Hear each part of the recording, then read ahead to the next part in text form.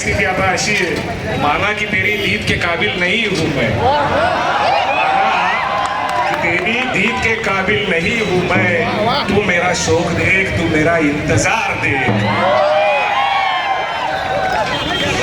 हा शेर पुन्हा पुन्हा आठवायचं कारण याच्यासाठी आहे की हा इंतजार तेव्हापर्यंत असेल जेव्हापर्यंत तुम्ही निर्णय घेणार नाही, तोपर्यंत ही जनता, ही लोक, हे विद्यार्थी याच जागेवरती बसलेले असतील.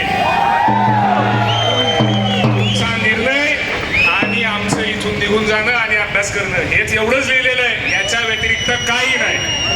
आणि इथे आमचे सहकारी आहेत, 4-6 सहकाऱ्यांनी, लेस्कॉन भाऊ आणि बाकी सहकाऱ्यांनी असं घोषित केलंय की आम्ही आमरण उपोषण करतो, अन्नाचा कण घेणार नाही. माननीय आमदार रोहितदादा पवार यांनी सुद्धा त्यांच्या निर्णयाला दुजोरा दिलाय आणि सांगितलंय तोपर्यंत मी अन्नाचा कण घेणार नाही, पाणी घेणार नाही, जोपर्यंत निर्णय विद्यार्थ्यांच्या बाजूने